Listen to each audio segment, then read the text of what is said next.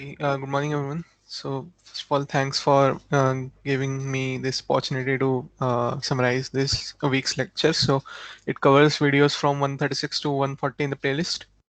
And yeah, let's start. So, it starts with group reuse. So, last time I think we were discussing about self reuse, so temporal self reuse and spatial self reuse. So, today we'll start with group reuse. So yeah, please feel free to like stop me at any point if you have any concerns or questions. Yeah, so self reuse when this is basically when same access was uh, same memory access is accessed again or reused. So it's of two times temporal and spatial. But and group reuse is when we are talking about different memory accesses which are used. But in group reuse we only talk about temporal reuse. And I don't know exactly why that is the case. Uh, so anyone would like to like answer? I mean, why we only talk about temporal reuse in group reuse? Okay, sure. I'll throw that question back at the class. I mean, does anybody want to answer that?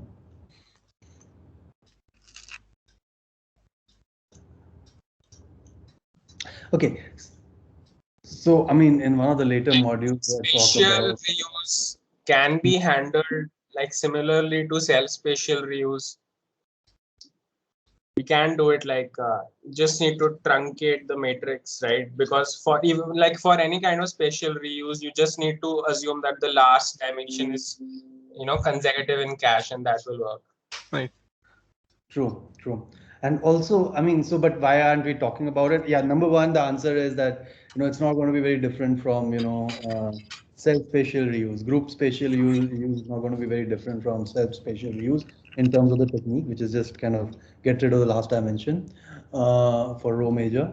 But, the other thing is that, why are we studying reuse? I mean, basically, there are some important types of reuse that we want to capture. And in one of my later modules, I'm talking about how temporal reuse is most important, followed by spatial reuse, because spatial reuse is actually limited by the cache line size. Although we're doing this approximation, in reality, it will be limited by the cache line size. And then group reuse is further limited. And so, we're just looking at the first order kind of things. I mean, spatial and group just makes it even less profitable or even less consequential. And so, yeah, we just didn't discuss it. Yeah. Thanks for letting me know that. So yeah, in group reuse we talk about um, memory accesses which are like different memory accesses.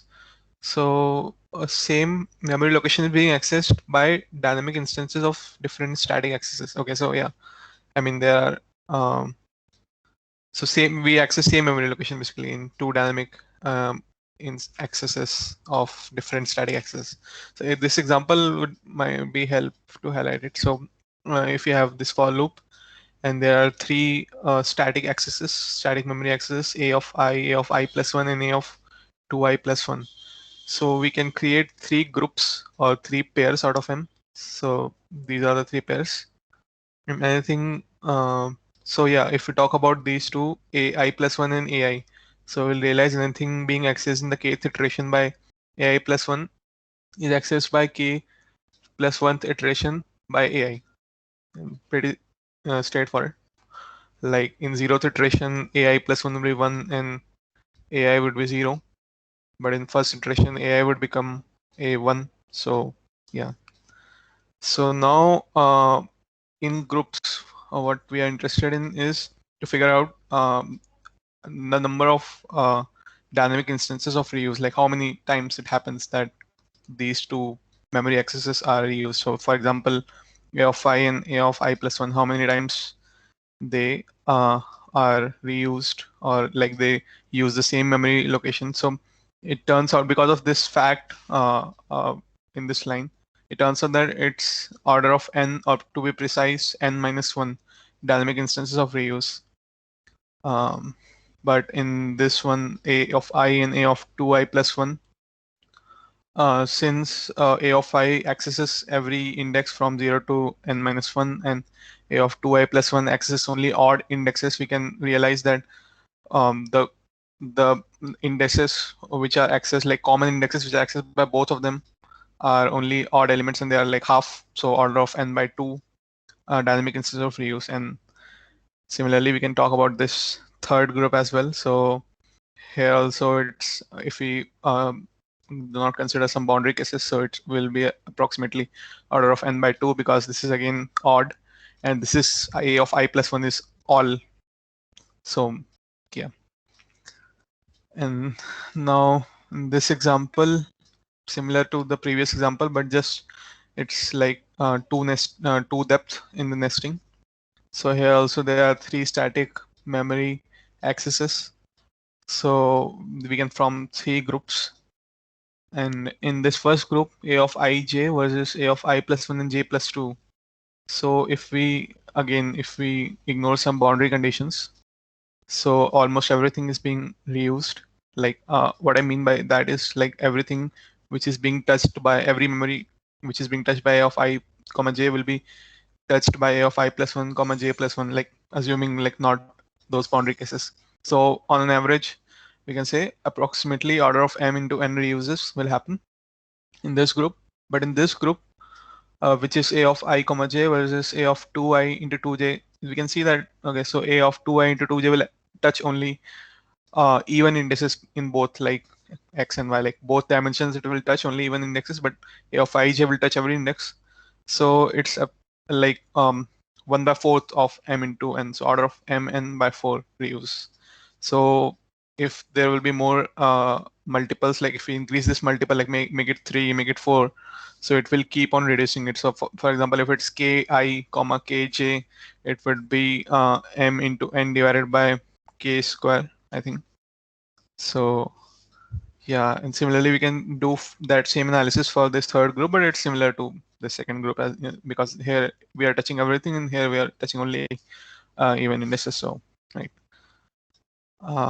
So reuse are higher if the static accesses have the same coefficient matrix. So this is one observation we can say, or a fact. So if the coefficient matrix of those static accesses are same, then reuse is gonna be higher. I do not know exactly what is the theoretical reason for that, but yeah, I'm taking it as a fact or an observation maybe. Because if same coefficient matrices, then they have reuse that is proportional to the number of accesses made by each of those static accesses. So I don't understand what this line means. So yeah, we want to look at group reuse for only those cases which have, yeah. So we will look at only those group reuse which whose coefficient matrices are same, so that there would be more reuse, a lot of reuse, except only for the boundary case. We don't want those cases to consider those groups in which the reuse are very less. Like for example, in this case, we would be much more interested in this order of m into n reuse case, this group, more than this group, like in which there is less reuse, right? So the reason is, so complexity as it compile time versus the payoff here. So we are looking at reuse because we want more payoff and less complexity at compile time. So payoff should be higher, and so this happens like there is more payoff and less complexity at compile time. This happens when the coefficient matrices are same, right? So yeah, anyone wants to comment anything about this? So like maybe someone has more better understanding why this same coefficient matrix is very, very important. I wasn't able to understand completely, but yeah. Fahad? Yes. Yeah, I have a question about group reuse. Assume you have if you have like a simple like an array, right? Mm. And you traverse it two times consequentially with two separate for loops, Hmm. but they access the same value every time, non-affine accesses. Could this be deemed as group reuse or no? Yeah, so if statically they are different memory accesses, and if at dynamic accesses are same to the same memory address, then why not? Like yeah, they could be maybe.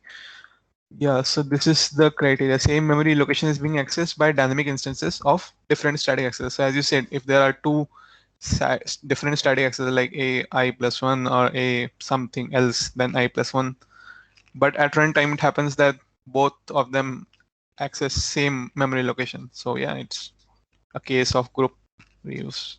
Okay, got it. Thank you.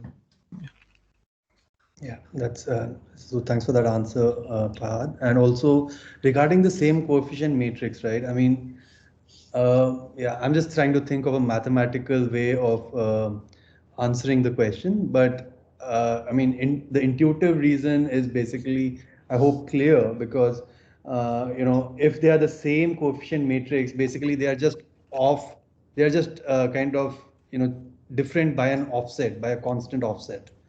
And if they're different by a constant offset, like as soon as that offset, that constant offset um, is covered, you know, every access will be a reuse access. Whereas if the coefficient matrices are different, then you you are basically looking at the intersection of the two planes, so to say, right? I mean.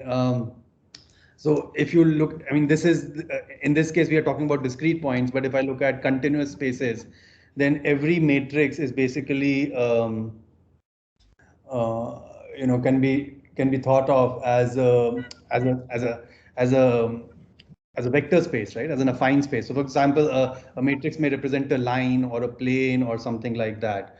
And the intersection of two planes will be highest if they are just the same plane, maybe off by some offset. If one of the planes was slightly rotated, then the intersection of the two planes is only a single line, which is so much smaller than Right. the whole plane. Right. And then there is this, the examples that we have in the lecture modules are basically, it's the same plane. So if, I comma j and 2i comma 2j is actually the same plane in that continuous world. But in this discrete world, I mean, like the steps are different. And because of that, even because of that, I'm getting, divide a factor of 4 or, whatever is the multiplier. And so even that becomes less interesting, I guess, when we talk about group reuse. It's all about a trade-off. I mean, you may want to say, okay, I'm okay with that. But as soon as like the planes change, for example, they are not, so I comma j and 2i comma 2j are still the same plane. But as soon as I make it like I comma j and 2i comma j, it's very clear that the intersection of the two planes will be very small compared to, same plane. Thanks for letting us know that. It So was I really helpful. also had a question in this. So even if we have the same coefficient matrix, we could still have no intersection. For example, let's take two axes. One is 2i and one is 2i plus 1. So axis number 1 is like 0, 2, 4, blah, blah, blah, blah, blah. The other one is like all the odd numbers, all the even numbers. Now, although the coefficient matrix is same, they never access the same element together. I mean, there is no element which is going to be accessed by both of them because one is accessing odd numbers and one is accessing the even numbers. Although the coefficient matrix is the same, right? Because it is 2i plus 1 and that is 2i.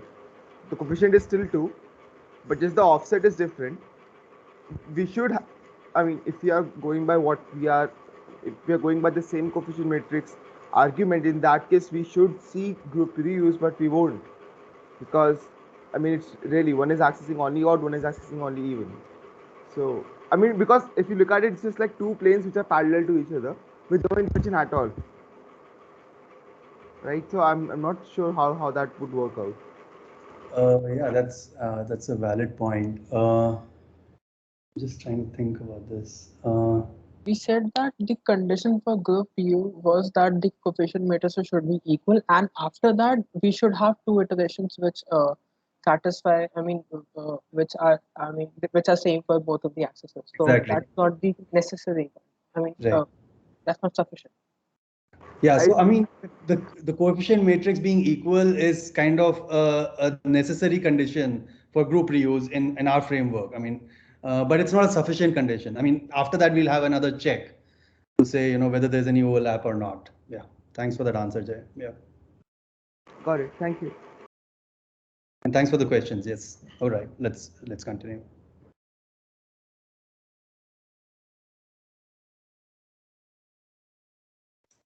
Hey, am I audible? Yes. Your power page of my house, so to connect that. So yeah, I hope. I hope I was not able to hear your conversations last 2-3 minutes, I think. So, shall I continue from next slide? Yeah, we can continue. Okay. Cool. Yeah. So yeah, this is another example. I think we'll discuss about group reuse here as well. So iteration vectors and coefficient matrices. Yeah. So in this example, I think what we are trying to say is, so we have same coefficient matrix for both of these static memory accesses, and this f1 and f2 are iteration vector. No, I mean the vectors for both memory accesses, like 0 0, because there are no offsets here, and -1 0 because -1 is offset here, I -1. So I think uh, I don't know. I have put this slide here. Yeah, just to maybe just to mention that we mostly are interested in group reuse in which there is same coefficient matrix. So yeah, what's the amount of reuse in this loop nest? So is there some temporal reuse, and I mean self-temporal reuse or self-spatial reuse? So yeah, if we look at the coefficient matrix and calculate the rank of the matrix, we'll get 2. Because yeah, so this matrix, if you'll see, its rank is 2 clearly. Like so since its rank is 2 and it's like 2 cross 2 matrix, so it's a full rank matrix.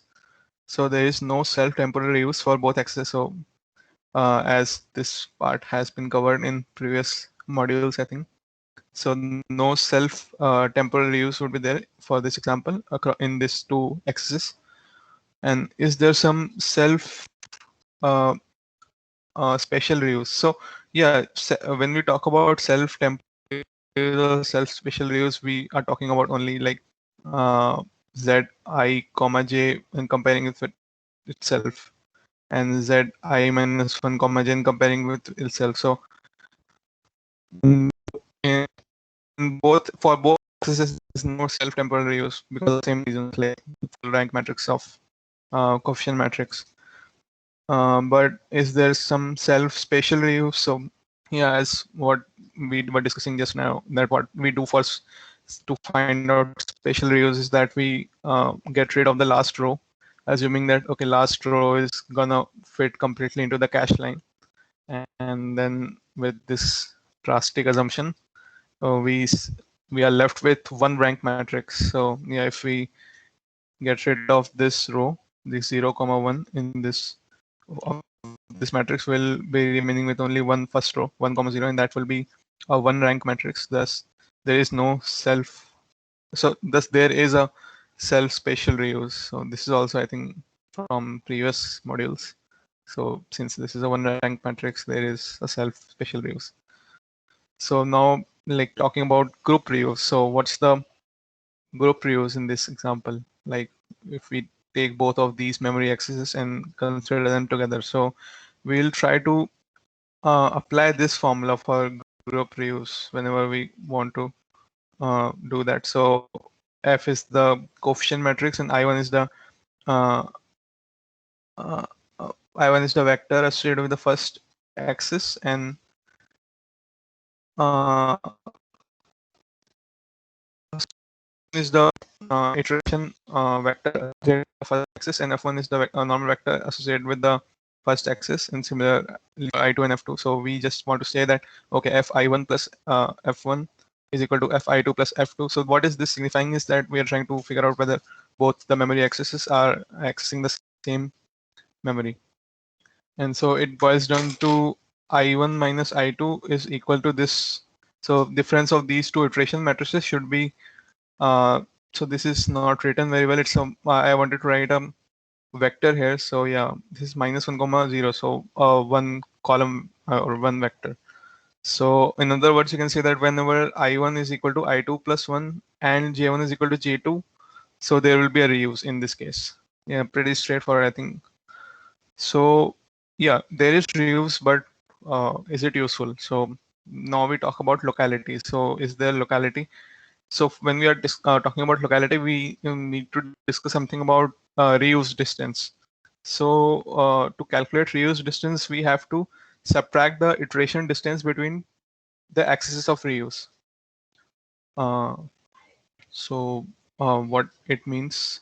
So take two axes which you were discussing, that these two are reused or like accessing the same memory location. So for example, in this case, if we take I equal to 1 and j equal to 0, then zij would be like z1 0, and if we take another iteration vector I equal to 2 and j equal to 0, then the other memory access z I minus 1 comma j would be the same memory location as previous, so z1 comma 0. So we realize that to get this same dynamic memory access, we have to jump from I equal to 1 to I equal to 2. So in the outer loop. So it means that so for a reuse to happen, we need like n iterations of the inner loop. So yeah, reuse distance is very large. It's order of n.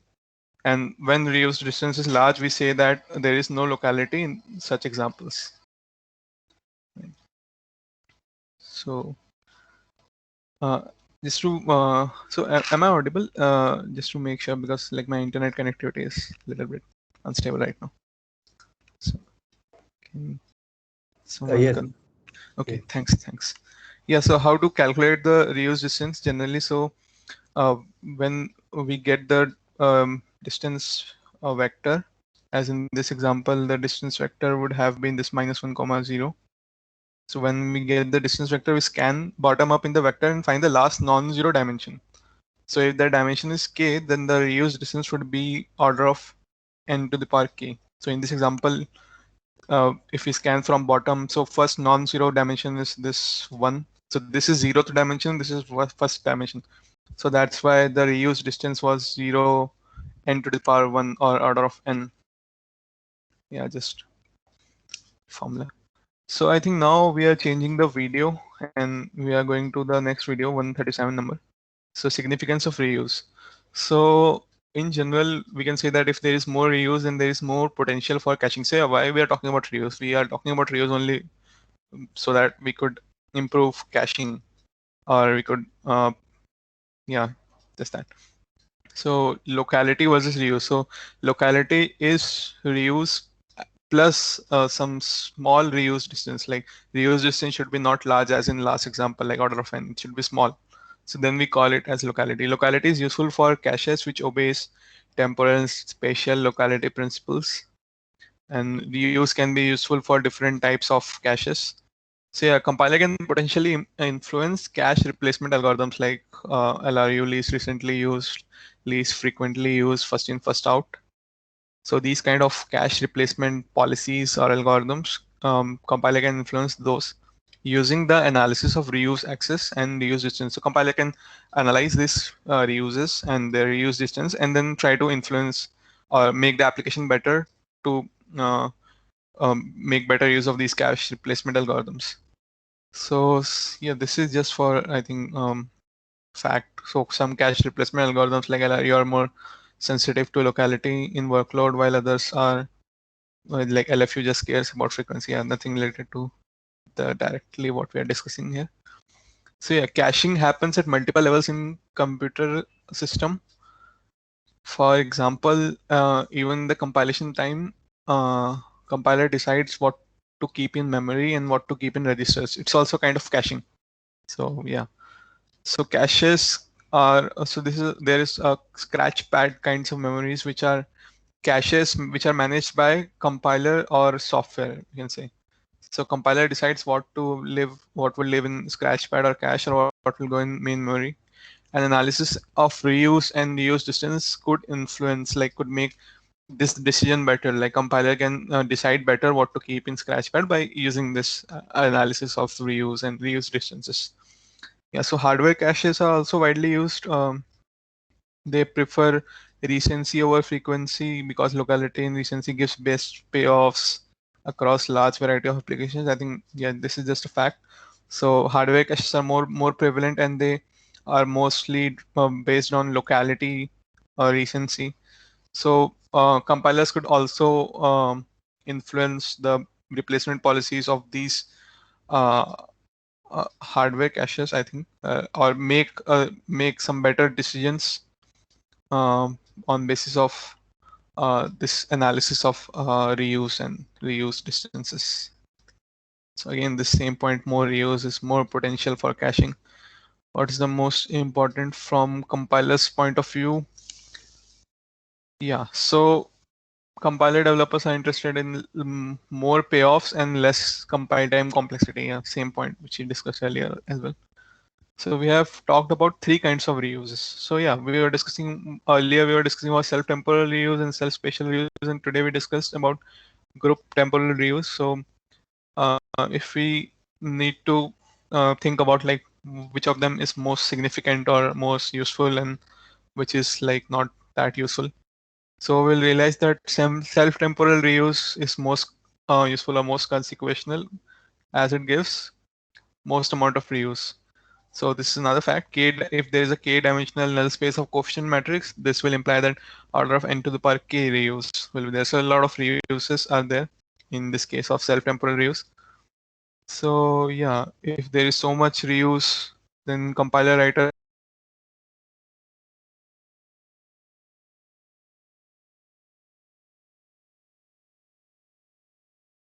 Yeah, looks like we lost Fahad.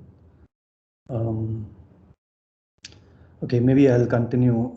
So basically, the point being made here is that the self-temporal reuse is most important because it gives straight away order n to the power k reuse. So if you have temporal reuse, that's the best. Otherwise, self-spatial reuse also sounds great, but in reality, it's limited by the cache line size, and group temporal reuse is basically limited by the number of accesses that are the same coefficient matrix, and so typically that's not very high. Fahad, are you back? I guess yeah, if yeah. there's an internet issue, let's just turn off our videos. I mean, maybe that'll help ease the load on the network. Yeah, I think actually what's happening is like it's automatically switching between two internets. So yeah, how much I missed? I think you were discussing this like Let's move on. I mean, yeah, yeah. 137 is done. Let's move on. Yeah. Right. Okay, great. Yeah. So yeah, discussing about 138. So array dependency. So yeah, this is just like any other kind of data dependency, which we study in architecture courses. So read after write, write after write, write after read, and write after write. So it's called true, it's called empty, and it's called output. So just why these are not good or not allowed. So read after write would be bad because if you reorder something like read after write kind of thing, so you're essentially reading something which you should not have. Like you're reading updated value, but you ought to read the older value. Write after read is not good because uh, so you will read older value like stale value. You ought to write read the latest value, but that will not happen. And write after write is bad because uh, the system's output would be stale or wrong. So yeah, if there are such dependencies across accesses, then compiler cannot reorder those kind of accesses. So in this video, we were basically discussing about what kinds of accesses we can reorder and what would be the benefits of those reorderings maybe. So yeah, for example, in this example, there's a loop and these are two accesses. So a to I plus I plus 1, it should have been plus 1. Sorry, it's a typo. So 2I plus 1 and 2I.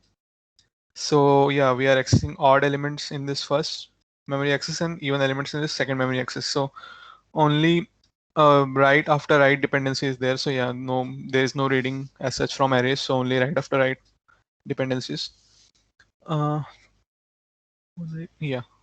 So since we realize that both of them do not have any write after write dependency also, because this is only accessing even odd elements and odd indexes, and this is accessing only even indices. So we can ideally do what's called as loop fission. So we can like break this loop into two loops like this. And similarly, if we would have had such an example of two loops and we realize that, okay, these two statements do not have any dependencies, so we can fuse them, and that would be known as loop fusion. Okay.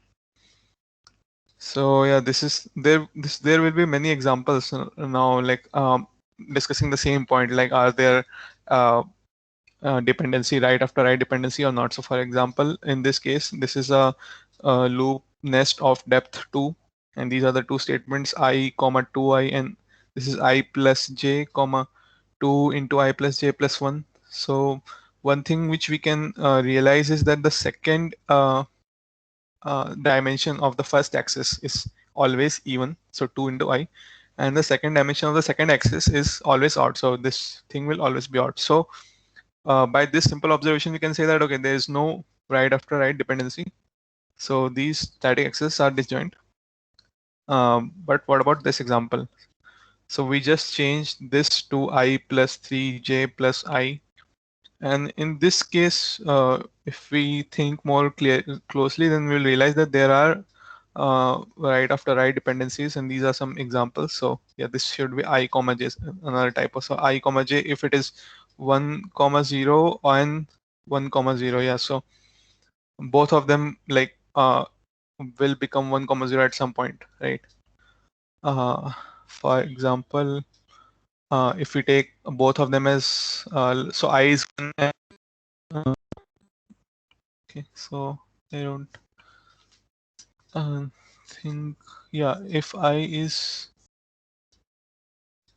I think there is some typo or something in this slide. So yeah, maybe let's see this example. So 3 comma star and versus 2 comma 1.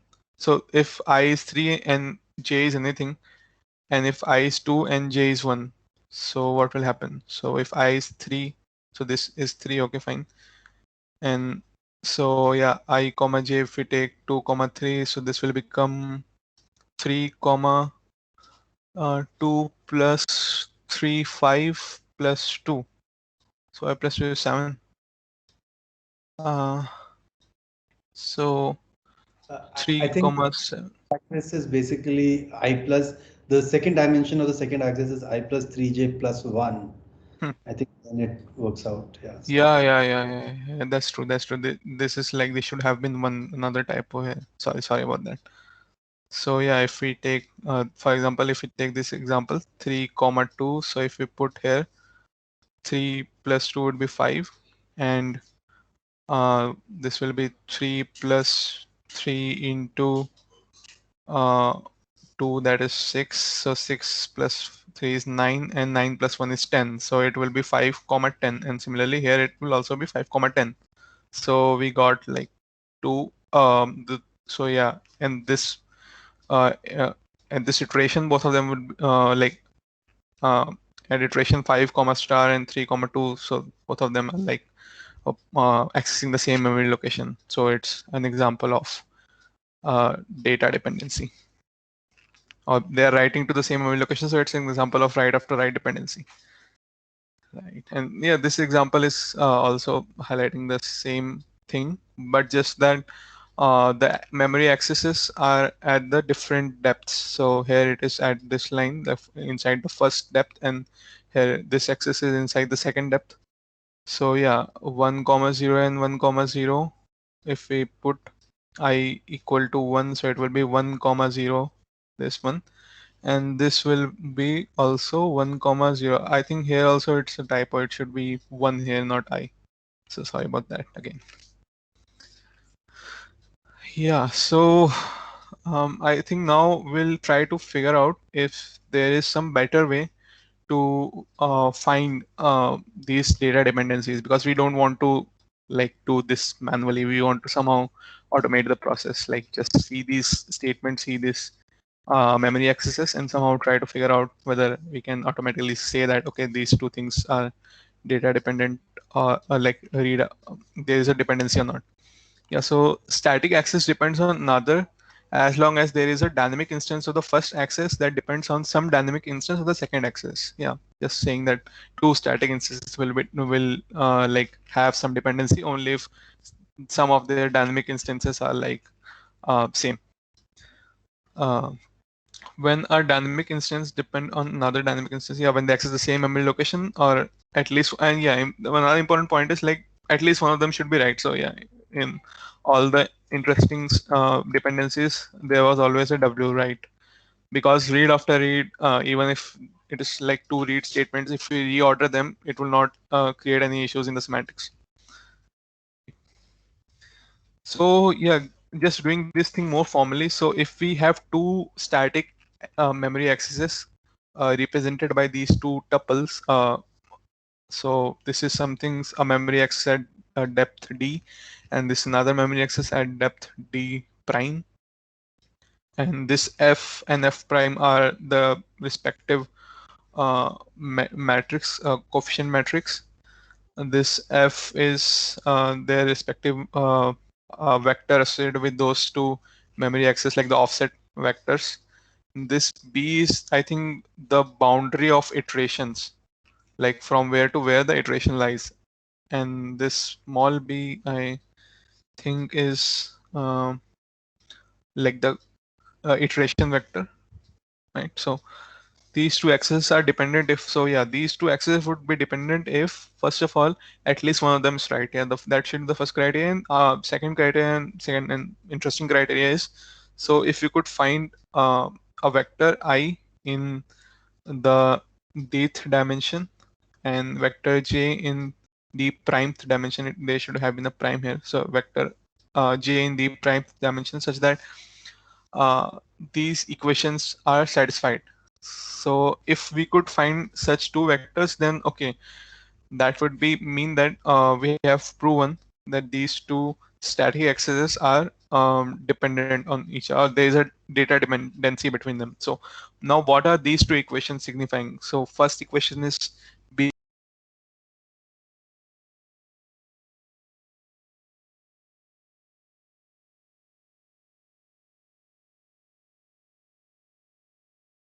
Okay, maybe we lost Fahad again.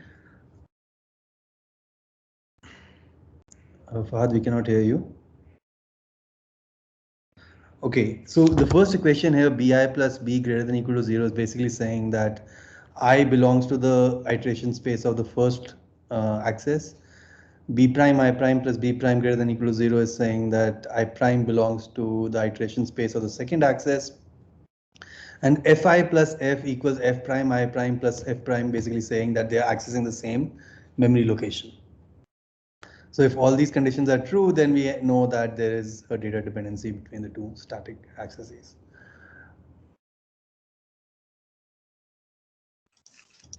Okay. So yeah, sorry again, there was some disturbance. I hope this will not happen again, because I have like fixed one internet connection now. Actually, because of rain, there is again and again power outages happening in my home. So really sorry about that.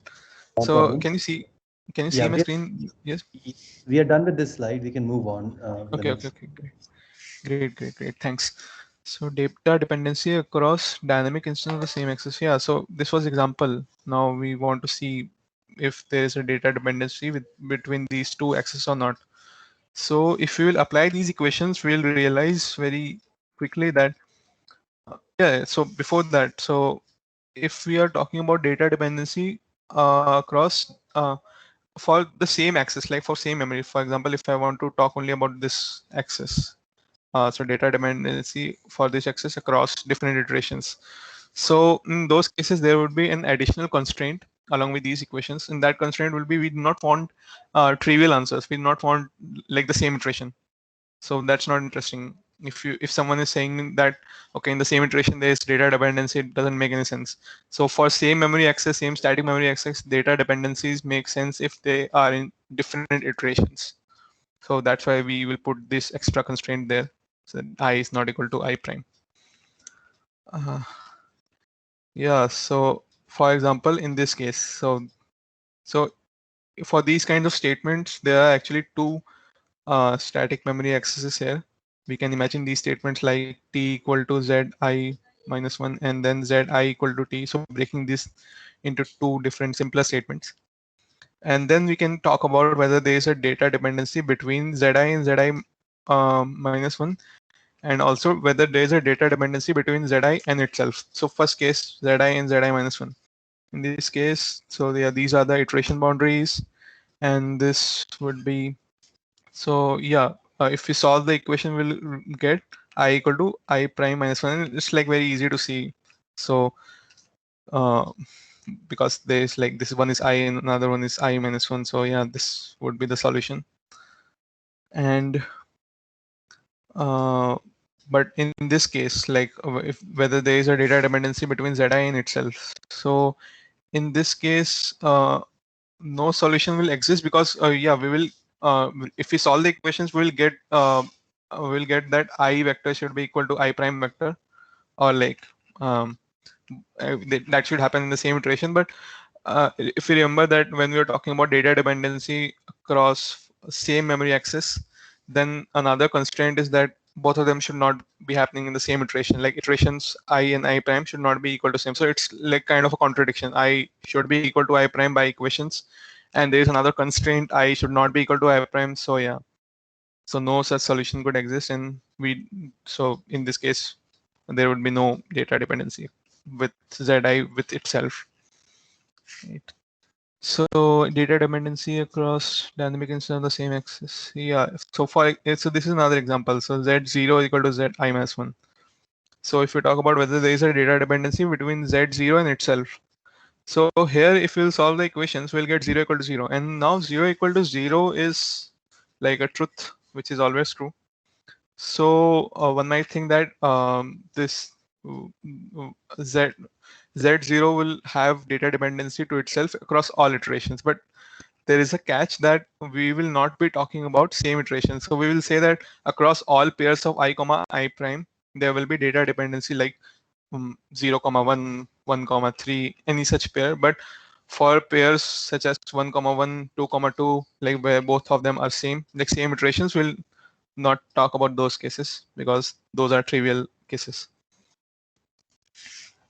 And what about in this example? So whether there is a data dependency in this example, so because we are not writing anything to Z0, so it's read only, read after read is not an interesting dependency. So there is no interesting data dependency between Z0 and itself in this example.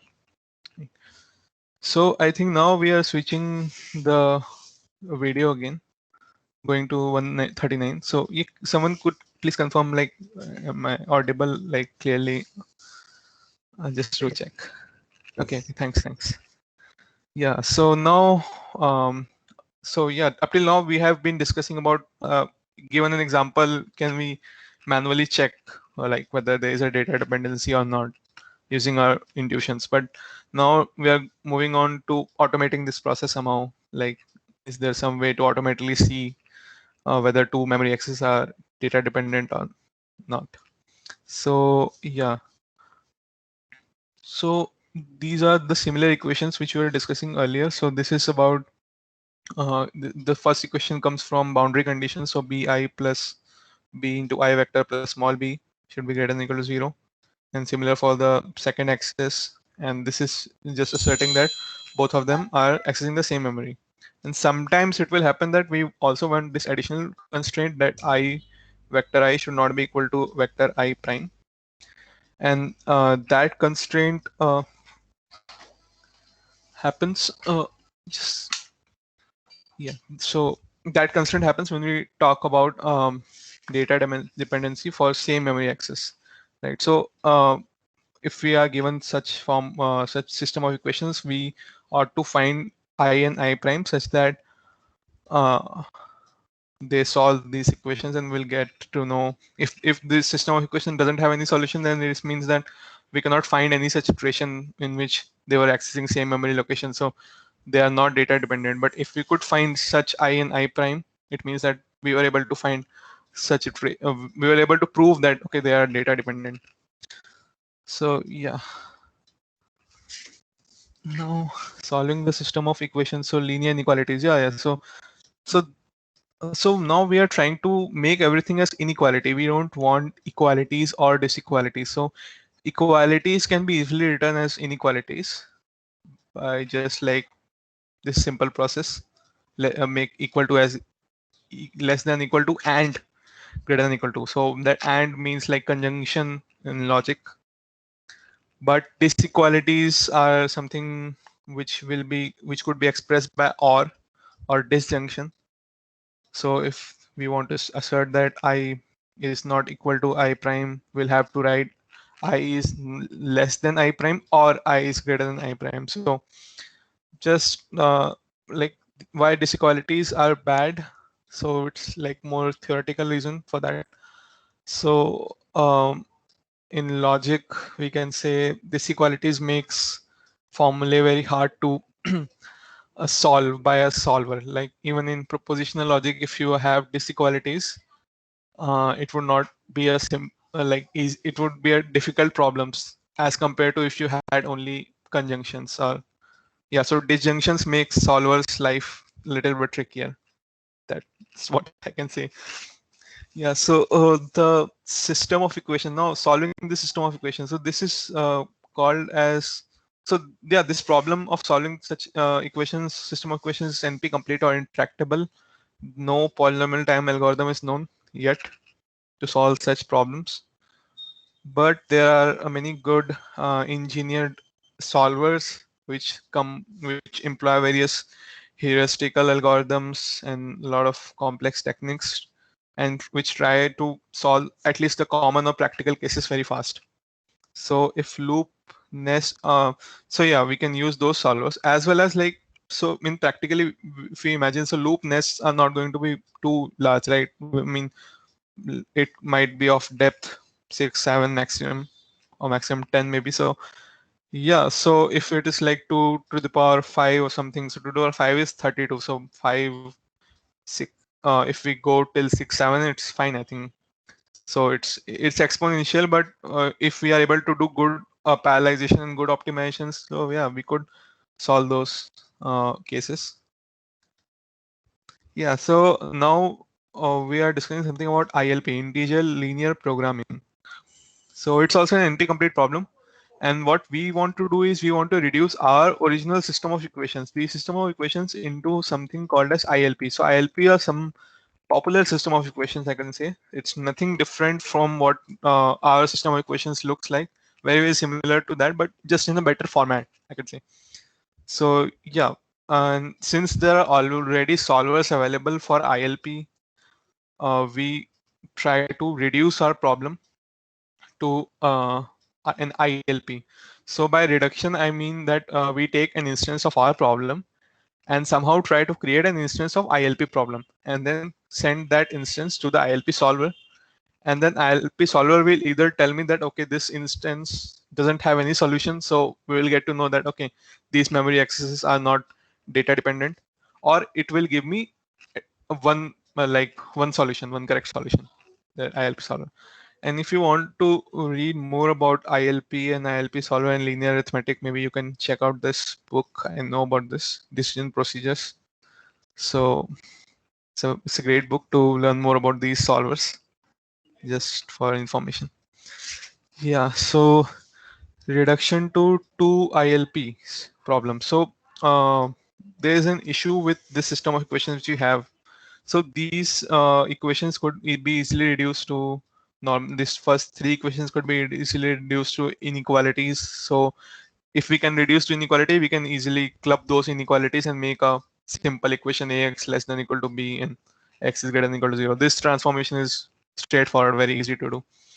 But disjunction makes things a little bit complicated. We don't know how to handle disjunctions in formulating an ILP. So here we are taking a simple route and we are just creating two ILP problems. So we are we are taking this ILP instance and putting additional constraint of I greater than equal to I prime plus 1 and making one problem. And for another problem, instead of this first constraint, we put the second constraint. So when we are putting those constraints, so actually the issue is everything should be in conjunction in ILP. So this is one equation, this is another constraint. So whatever constraints we want to put in ILP problem, they have to be in conjunction. They cannot be there's no possibility of putting a disjunction in the, like, the formulation of the problem is in such manner.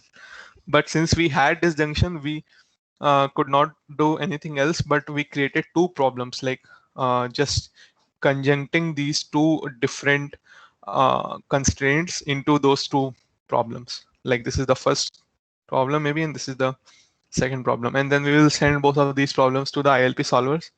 And if ILP solver returns a satisfiable answer in even one of those problems, then we are saying that okay, we found a case of data dependency. Otherwise, we say that we are not able to find the case. Yeah, so this was about like solving, like automating this process of figuring out whether two memory accesses are data dependent or not. We can do for multiple memory accesses also. I mean, just put everything here in a similar manner, make similar equations, and we can figure out whether if given n memory accesses, whether at least two of them are data dependent or not. So, but it doesn't make any sense. So we are interested only in, like, given two memory accesses, whether they are data dependent or not. This by reducing this to two ILP problems, we can easily get this automatic solution for that. Right. So now again switching the video and going to see again, checking whether I'm audible clearly. Yes, all good. Yeah, please feel free to stop and ask question anytime if anyone has. So yeah, finding synchronization free parallelism. So we were interested in finding data dependency because we wanted to see if there are opportunities for parallelization in the program, or if there are inherent parallelism in the program or not. So if there are a lot of data dependency, it means that we cannot parallelize those statements. We cannot execute those statements parallelly because they are dependent on each other, right? So, but if there are no data dependency across statements, we can ideally like execute those statements in parallelly across different processors. So yeah, seeing this example now. So in this example, there will be data dependency. Like it's very clear to see why there is data dependency. This is I comma j, and this is I plus 1 comma j minus 1. Like only difference by 1 in both the dimensions. So definitely there are a lot of data dependencies. But we can still parallelize this loop to the order of thousands. Like we can use thousands processors like to parallelize this loop. And while doing this parallelization, we do not want to use any synchronization primitives like locks or anything. We want completely synchronization free parallelization. And this is, I think, something very clever. I mean, what we are trying to see in this video was like using, it's not only about automation maybe, but yeah, very, very clever engineering or clever observation, I could say. So if we see the iteration space of this problem, so 0 to 1000 and 0 to 1000. So this is j axis and this is I axis, and we will statements are executed in this model. Like firstly, this first column would be executed from bottom to up, and then the second column would be executed from bottom to up. So this is like j. First of all, j happens, and I happens like in the outer loop. So yeah, this way we go. And if you want to, if you try to see the data dependencies now, so if we solve data dependency equations between these two memory accesses, what we'll get? Okay, so this should be A. This is not Z. Like, sorry about this typo as well. So this is A and this is also A. It's the same arrays, but the indexes are different. So if we observe them, it should be that I1 should be equal to I2 plus 1, and J1 should be equal to J2 minus 1. Yeah. So this means, so for example, in this case, so if this is 1 comma 1 and this is, sorry, this is 1 comma 0 and this is 0 comma 1. So 1 comma 0 and 1 comma 0 and 0 comma 1 are data dependent because of what equation I was saying earlier. So yeah, if we put here, just to see, if we put 1 comma 0, here we will get 1 comma 0, and if we put 0, 1, so we will get again 1, 0, right? In both memory accesses. So yeah, if we observe, this will be the somehow the pattern of memory accesses. This is all about observations. Like in the iteration space, we are very clear to observe that okay, this is these like 2, 0 and 3, 0. These are actually dependent. And if we now try to plot all the memory accesses which were dependent, so something like this would happen, like this kind of graph will form, and we can put arrows as well on these like pencil lines, this grayish lines. So arrows to just say that which operation occurred first. So again, since we are going like this, so in this case arrow would be towards downside, I think so. Yeah, I mean bottom right sides would be the arrows. So yeah, this is completely observational that if we could, there is no data dependency across these diagonals, these grayish diagonals. There is no data dependency across those. So what it means is we can ideally execute each of these diagonals on separate processors, right? Because there is no data dependency. Only if there is data dependency, then only there is a problem. Otherwise, we can uh, execute these instructions. I mean, by executing these instructions, I mean we can do these writes. So what were these instructions? These instructions were just this: a I comma j is equal to, so yeah, reading from some place and writing to some place. So we can do those iterations parallelly if we follow these diagonals, right? So outer parallel for loop and inner sequential for loop. uh, so I didn't understand very well about what these terms mean: outer parallel for loop and inner sequential for loop.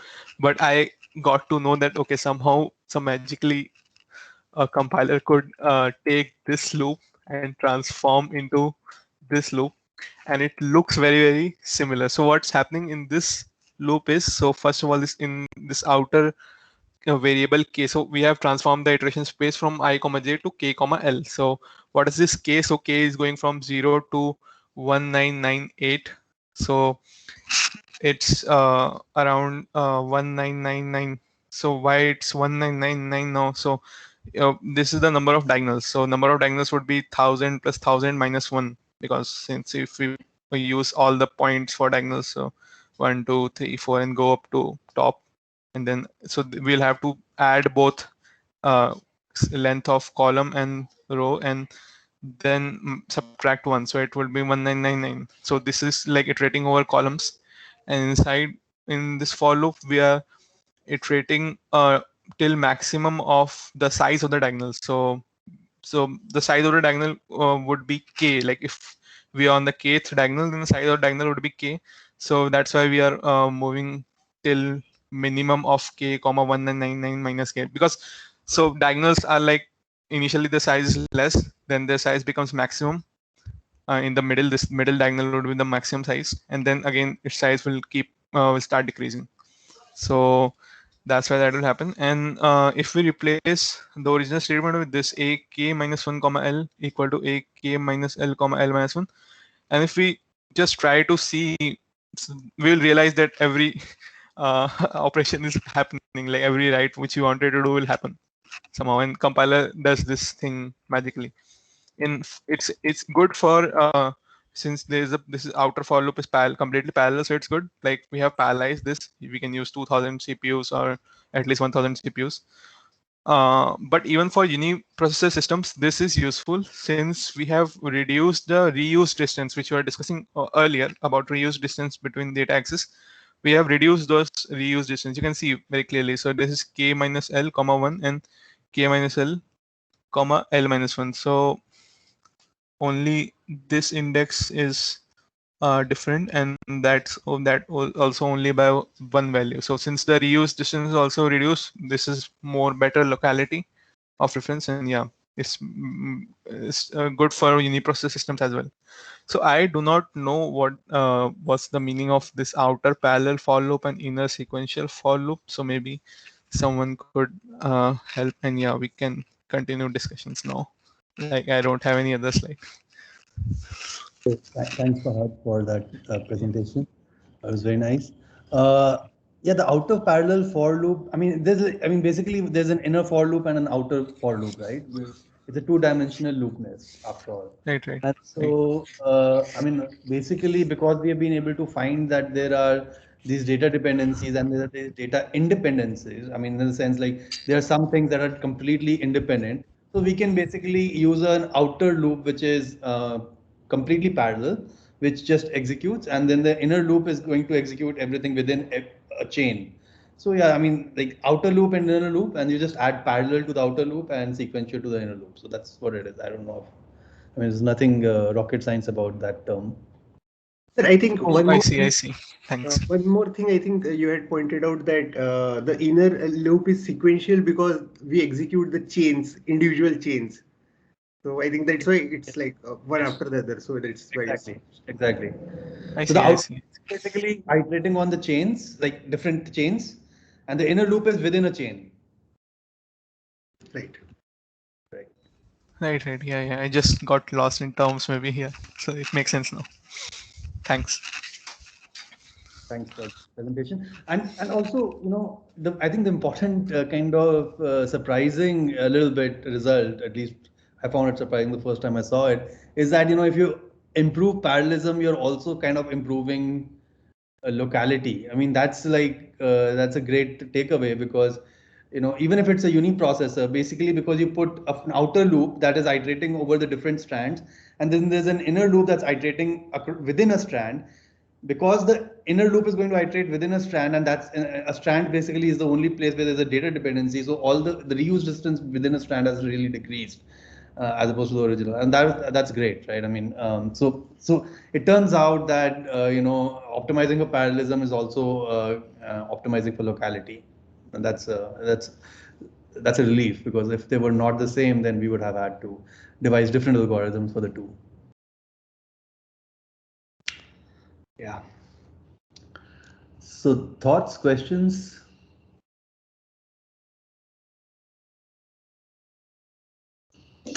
Sir, in the synchronization free parallelism example, we transformed the loop index variables, right? We did a transformation. And we did that by noting the high level structure of the data dependencies. But how would a compiler do it? Yeah, so we're going to discuss this algorithm. So first of all, we have discussed how we can change the loop bounds. So now, I mean, we want to change the axes. For example, in this case, the original axes were I and J, which was the rectangular axis, and now we want to change it so that it becomes diagonal, right? And so we already know how to change the axes, use courtesy Fourier-Moiskin method. So we'll use that to basically figure out what the bound should be for the outer loop and the inner loop with the changed axis. Then the other thing is, of course, how do I know what is the outer loop and what is the inner loop? Like, what is the new axis supposed to be, such that I respect my data dependencies and yet I maximize my parallelism and locality, right? So far we've only looked at examples and said, okay, okay, this is, I mean, in this example this makes sense, and that example that makes sense. How will the compiler do this automatically? We're going to look at that algorithm very soon. But the short answer is that we've already understood how to characterize data dependencies, right? So we already have encodings of ILP encodings of the conditions under which there are data dependencies. So we're going to rely on that. I'm going to basically encode that and say, oh, is there a data dependency? And depending on that, we're going to come up with an algorithm saying, okay, if there's a data dependency, then I want to keep it in the inner loop. If not the data dependency, I can kind of go to the outer loop, things like that. But yeah, I mean, I'm kind of really being very crude here. The algorithm that we're going to discuss is going to come up in the next 1 or 2 weeks. Yes, Pankaj. Yes, sir. So I had one question. Like in I think the first module we had this where we try to calculate the reuse distance, like a vector of I1 minus I2, and there we had the value was like -1 0, and then we did a bottom up find to see what is a non-zero element. So in our case, it was -1 0. And let's say because our index was I-1 z of I minus 1 comma j. So now if it was, let's say, z of I plus 2 comma j, so then my that vector would be 2 comma 0. So in that case also that would be 1, because if we are doing bottom up. Yes, in that case also it would be 1. It'll be order 2n in that case, I guess, because so it'll be, yeah. But I mean, if you ignore the 2, then it's order n to the Order, power. okay. Okay, so because that k is the first like 0th entry, first entry. So that is that. Yes. Okay. Yes, exactly. So another one I had was so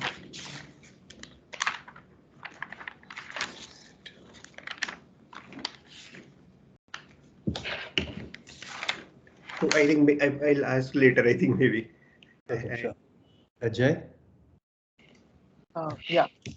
So we saw in one of the lectures that that the data dependence constraint problem was discharged as a integer linear programming problem, and we basically send our constraint to a solver. So I wanted to ask, how well does this method work when we have symbolic constants in the loop? Okay. So recall that the symbolic constants are only in the additive part of the other thing, right? So yes. So yeah, I mean the equations remain exactly the same, just that the small f's not the small f's can change and the small b's can change and things like that, right? Does it matter to the where will that symbolic constant live? Uh, I would imagine that. Think a little bit about that. Yeah, so the small symbolic constant will also live in the iteration space because it's another variable. And then we're going to say that does there exist a solution? So basically the ILP just takes an equation, a set of equations of the form ax less than equal to b and x greater than equal to 0. So the symbolic constant should be a part of x, right? In that ILP. Does that make, I mean, recall that in the ILP we have the unknown vector x. And in the slides, I'm saying that x is basically the formed by the elements of the iteration vectors I and I prime. So if I has like n elements or d elements and I prime has d prime elements, then the number of unknowns is d plus d prime. And we want to figure out like does there exist any valuation of these d plus d prime variables such that these system of equations become satisfiable. That's the question we're asking. Now you're asking, now if there is a symbolic constant, then we have yet another unknown. Right? And but the good thing is that unknown has no constraint or anything like that. Right? And so we can potentially put that as another kind of unknown in my x vector of my ILP. And it should be okay because I mean,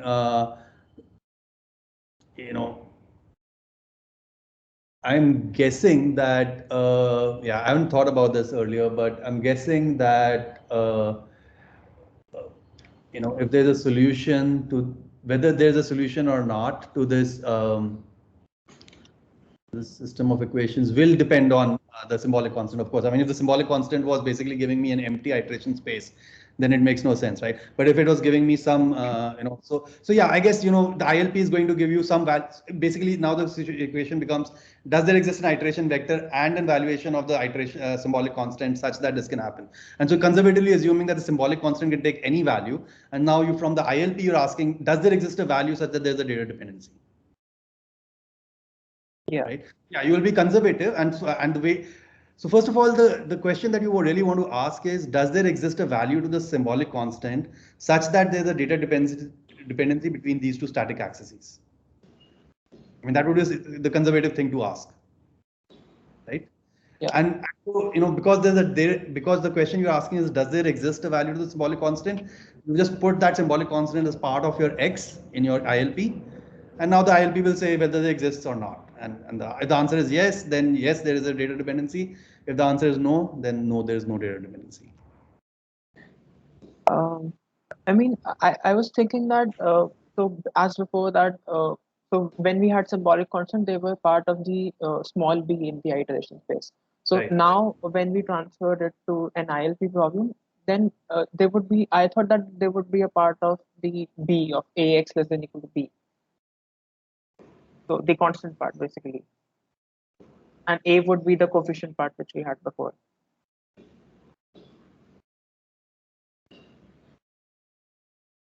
So I mean, my question was basically, I mean, are these? I mean, so But see, basically, the thing with ILP is that yeah. the B and the A have to be completely constant, right? I mean, you can't, Oh. like the ILP solver cannot understand a B which has symbolic constants. Okay. That's the important thing, right? So, I mean, the only unknowns in an ILP solver are kind of inside X. And so it's possible to write, I mean, just kind of bring B on into the X's side, right? And then kind of pretend that it's another variable, and then it'll have its own coefficients. And then the B, bring the symbolic constant into X, and then B becomes 0 or whatever, right? I mean, the actual constants, not the symbolic ones. Okay. That makes sense. Sure. Yeah. Thanks for that question. Nitin? Yeah, hi, good morning, everyone. Just one question on what Pankaj asked. So this reuse distance, right? Is there a condition that reuse distance should be always less than the cache size? Because if it is larger than the cache size, I think a page replacement would trigger off, and there could be a bottleneck. Is that a condition? I mean, Yeah. I'm not sure. I'm just guessing that. Yeah, I mean, look, reuse distance is a property of the program. It has nothing to do with the properties of the machine, right? The cache size is a property of the machine. And now, the first thing, I mean, like right now we are only talking about characterizing the program, not, we haven't really talked about characterizing the machine, but we did have some small discussion about, once you characterize the program through the reuse distance, then based on that, you can make some decisions. I mean, so one of the decisions is, so I mean, when we think of caching, we typically think of hardware caching because that's the most common form of caching used today. But there's no reason that tomorrow software caches will not become more popular or something like that. So if there was software caches, then you can use this reuse distance to kind of better use the caches. Or if there was, but yes, I mean, if there was a cache and that was a direct mapped cache and so on, so that I mean there's no spatial locality exploitation, and then you look at the reuse distance, and if the reuse distance is greater than the cache size, then and it was completely LRU based cache. If all these conditions are true, then yes, I mean you can kind of simplify the condition of cache utility to the condition of reuse distance being greater than the size of the cache. No, why I asked? A fully associative cache, not direct map. If it's a fully associative cache and because the cache is also kind of organized in different ways. If it's a direct map cache, then you have other random effects like what was the address and stuff like that. But with a fully associative cache, then yes, you can kind of use the condition that reuse distance is greater than the cache size. Then there's no, then the caches are not getting used. Yeah. Okay. By the way, most caches are not fully associative, right? I mean, at least data caches like L1, L2, L3 are not fully associative. So, I mean, it's so I mean, this kind of reuse distance and comparing of reuse distance and cache size is usually not so meaningful. I mean, in practical. Yeah. Okay. Okay. One more question. We had this last example where we converted the loop into a different loop, right? The 1000 cross 100 one example, right? So in this case, we converted into like for a sequential thing, right? But if we wanted to have a CUDA kind of architecture, will the same transformation still apply, and we'll use the barrier synchronization? Is my understanding correct? Yes. So, I mean, look, I mean, although I'm using Seek syntax, I mean, you can easily replace it with CUDA syntax or OpenCL syntax or anything else that you like. Right? I mean, nothing stops you. This particular example that we showed, we didn't require any synchronization, not even barrier synchronization, because we were able to figure out that there are these kind of, iteration points that are completely independent of the other iteration points, and they can be executed completely in parallel. Yes, I mean, at the very end of the program, you may want a barrier and say, okay, I want all the threads to finish, and that's it, right? I mean, that will be just one barrier at the very end of the program. But other than that, you don't need any synchronization. And yes, of course, this is, this is parallelizable on GPUs using CUDA. I mean, and especially because there are, you can create thousands of kind of such threads, which is very amenable to a GPU-like architecture. No. My question actually was the algorithm to split the loops into 1,000 different loops is same as what we discussed right now, right? Is that understanding correct? I mean, suppose I had 1,000 processing elements in my processor and I wanted to do the same, distribute the loops. Will this same algorithm work? Right? I already transformed the loop into a loop access where things are like parallelization is achieved. Now suppose I replace this sequential machine with a parallel execution machine.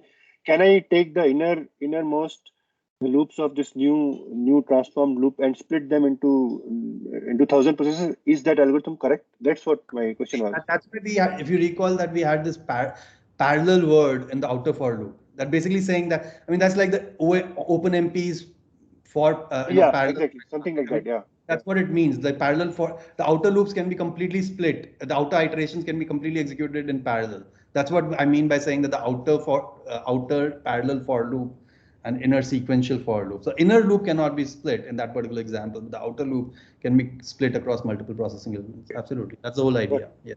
Got it. I just wanted to clarify that. Yeah. Sure. Thank you. Thank you. Yes, Hari. I have two queries.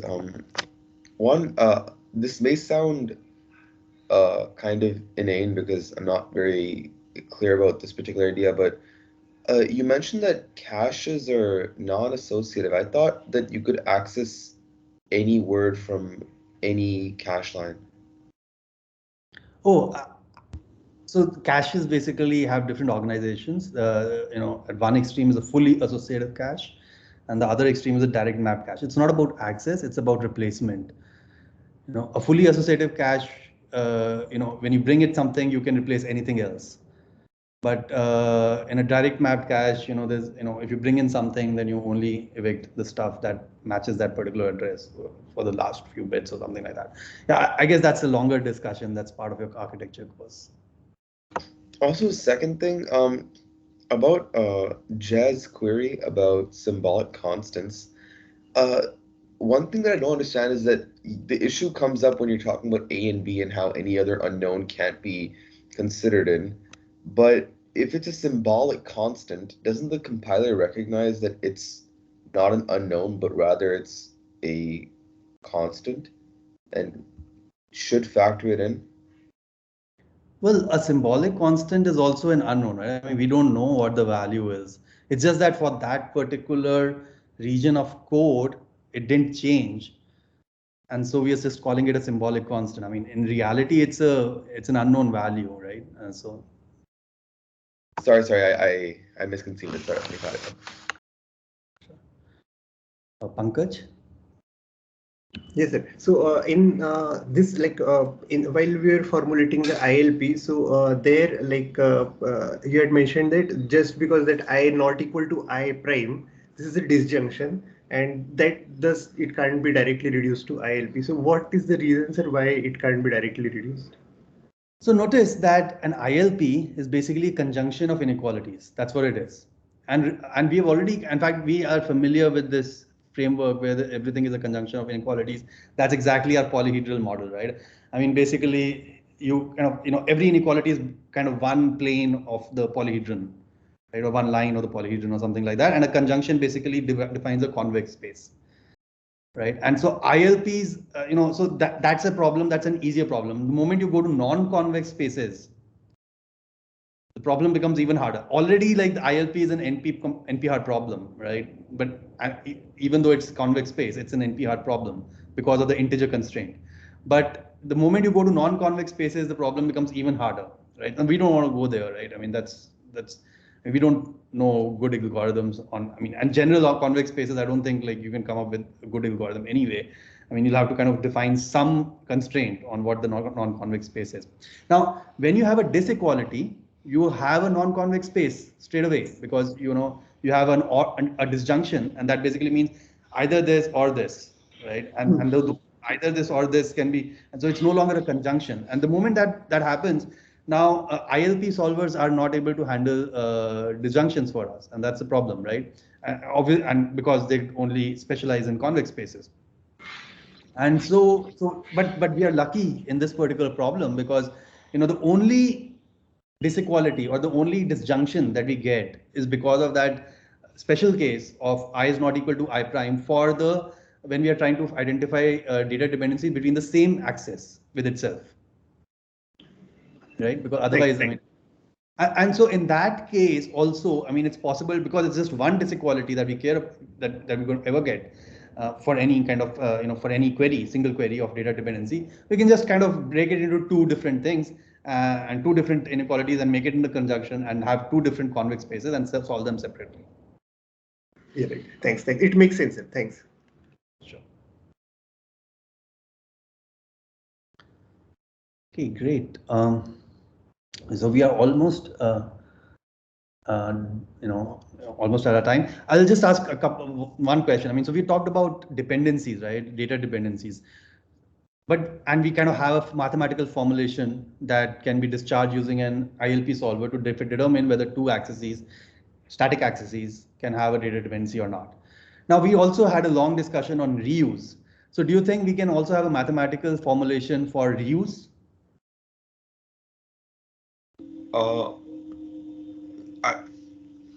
Maybe like not a static mathematical formulation, but if you could recursively implement a mathematical algorithm to check if a memory location is accessed multiple times, maybe you can't detect if it's temporal or spatial, but you could detect if it's being reused or not. Dynamically, that is.